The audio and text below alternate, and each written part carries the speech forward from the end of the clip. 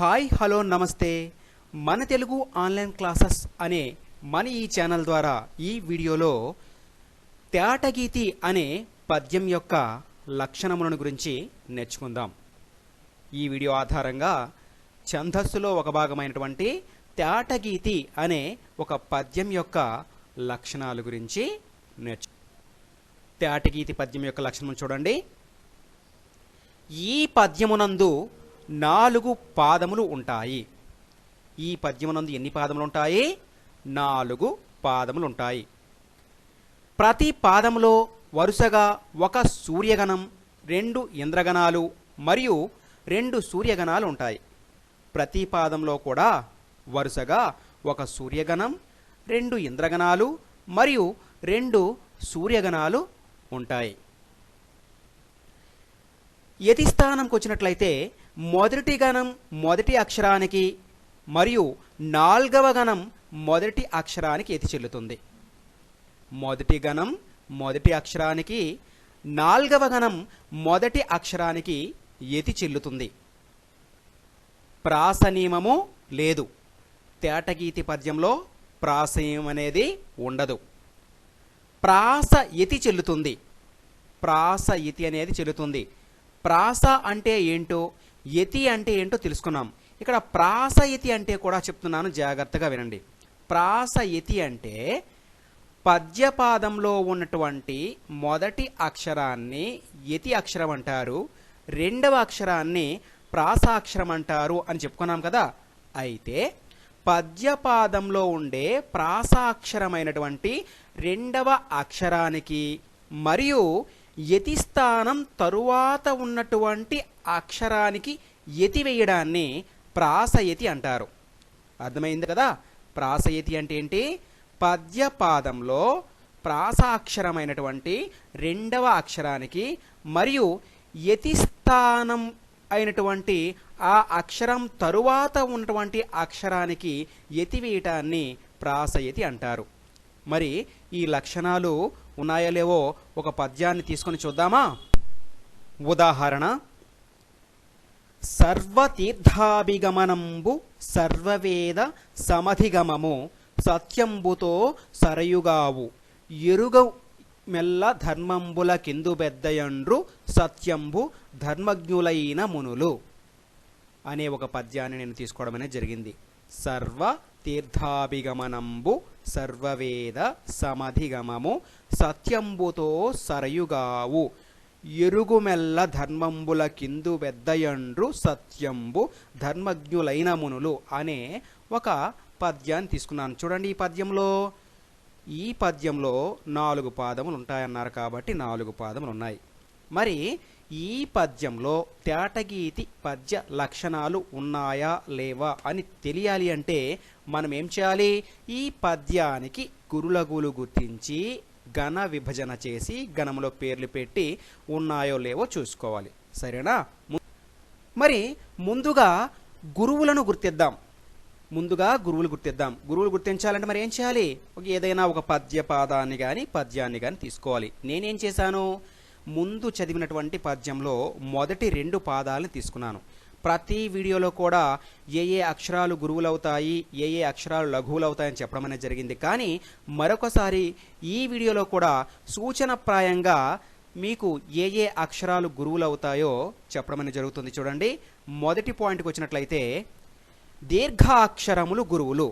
మనం తీసుకున్నటువంటి పద్యము లేదా పద్యపాదాల్లో ఎక్కడైనా సరే దీర్ఘాక్షరములు ఉంటే వాటిని గురువులుగా గుర్తించాలి. చూడండి, సర్వతీర్థ తాకు గుడి దీర్ఘం అనేది దీర్ఘమవుతుంది కాబట్టి అది గురువు అవుతుంది. దాని తర్వాత తీర్థ అనేటప్పుడు రా కింద థ మరియు దీర్ఘం ఉంది కాబట్టి ఆ అక్షరం కూడా గురువు అవుతుంది, గురువుగా గుర్తిస్తున్నాను. దాని తర్వాత చివర సర్వవేద అనే దాంట్లో వాకు యత్వ దీర్ఘం అనేది ఉంది కాబట్టి అది గురువు అవుతుంది. తర్వాత పాదంలో సత్యంబుతో అనే దగ్గర తాకు వత్వ దీర్ఘం అనేది ఉంది, అది గురువు అవుతుంది. దాని తర్వాత అదే పాదంలో చివరిగా సరయుగావు అనే దాంట్లో గాకు దీర్ఘమిస్తే గా అనేది దీర్ఘాక్షరం కాబట్టి అది గురువు అవుతుంది. మరి మొదటి పాయింట్ అయిపోయింది కదా. ఇక రెండవ పాయింట్కి వచ్చినట్లయితే బిందువుతో కూడినవి గురువులు. మనం తీసుకున్నటువంటి పద్య పాదము లేదా పద్యంలో ఎక్కడైనా సరే బిందువుతో కూడినటువంటి అక్షరాలు ఉన్న ఎడల అంటే ఉన్నట్లయితే వాటిని గురువులుగా గుర్తించాలి. చూడండి, సర్వతీర్థాభిగమనంబులో గమనంబులో నం అనేది బిందువుతో కూడినది కాబట్టి అది గురువు అవుతుంది. తర్వాత పాదంలో చూడండి, సమధిగమము సత్యంబుతో అనేటప్పుడు త్యం అనేది బిందువుతో కూడింది కాబట్టి త్య అనేది గురువు అవుతుంది. గురువుగా నేను గుర్తించడం అనేది జరిగింది. ఇంకా ఎక్కడ కూడా బిందువుతో కూడినటువంటి అక్షరాలు లేవు కాబట్టి తర్వాత పాయింట్కి వెళ్ళినట్లయితే విసర్గతో కూడినటువంటివి గురువులు అన్నారు. ఇచ్చినటువంటి లేదా తీసుకున్నటువంటి పద్య పాదాల్లో ఎక్కడైనా విసర్గ ఉందా? లేదు. కాబట్టి తర్వాత పాయింట్కి వెళ్దాం. పొల్లు హల్లుతో కూడినవి గురువులు అన్నారు. ఇచ్చినటువంటి లేదా తీసుకున్నటువంటి పద్య పాదాలలో పొల్లు హల్లు ఎక్కడైనా ఉందా? లేదు. కాబట్టి తర్వాత పాయింట్కి వెళ్దాం. ఇక ద్విత్వం కన్నా ముందున్నవి గురువులు. ద్విత్వం అంటే తెలుసు కదా, ఒక హల్లు కింద అదే హల్లు. అటువంటి అక్షరం ఎక్కడైనా ఉంటే దానికన్నా ముందున్నటువంటి అక్షరం గురువు అవుతుందంట. ఈ రెండు పాదాల్లో మనకి ఎక్కడ ద్విత్వాక్షరాలు కనిపించడం లేదు. దాని తర్వాతగా చివరిగా 6వ పాయింట్కి వచ్చినట్టయితే సంయుక్తం కన్నా ముందున్నవి గురువులు. తీసుకున్న లేదా ఇచ్చినటువంటి పద్య పాదాలలో ఎక్కడైనా సరే సంయుక్తాక్షరాలు ఉన్నట్లయితే, సంయుక్తం అంటే ఒక హల్లు కింద అదే హల్లు కాకుండా వేరొక హల్లు యొక్క గుర్తు ఉన్నటువంటి దానిని సంయుక్తం అంటారు. అర్థమైంది కదా?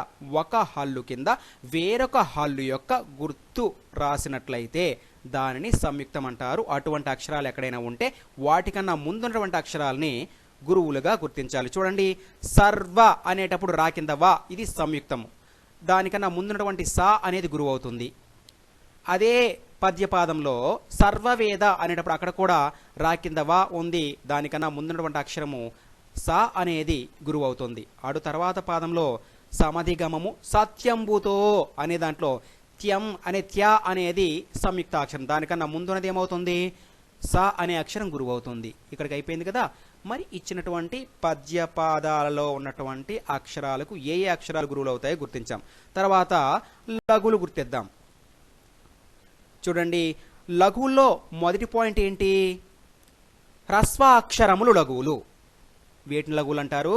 హ్రస్వాక్షరములు లఘువులు. చూడండి, సర్వ తీర్థాభిగమనం బి అనేది ఏమవుతుంది అంటే లఘువు అవుతుంది. కాబట్టి ఇది హ్రస్వాక్షరము లఘువు అవుతుంది, లఘువుగా గుర్తిస్తున్నాను. తర్వాత గా కూడా హ్రస్వాక్షరము లఘువు.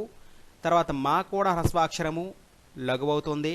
తర్వాత బు అనేది కూడా హ్రస్వాక్షరం లఘువు అవుతుంది. అదే పద్యపాదం చివర వేదాలో దా అనేది హ్రస్వాక్షరం లఘువు అవుతుంది. అడు తర్వాత సమధిగమము అనేటప్పుడు సా మా ధీ గా మా ము అనే ఈ అన్ని అక్షరాలు కూడా హ్రస్వాక్షరాలు కాబట్టి వాటిని లఘువులుగా గుర్తించడం అనేది జరిగింది. దాని తర్వాత సత్యంబుతో అనేటప్పుడు బు అనేది హ్రస్వాక్షరం, అది కూడా లఘువు అవుతుంది.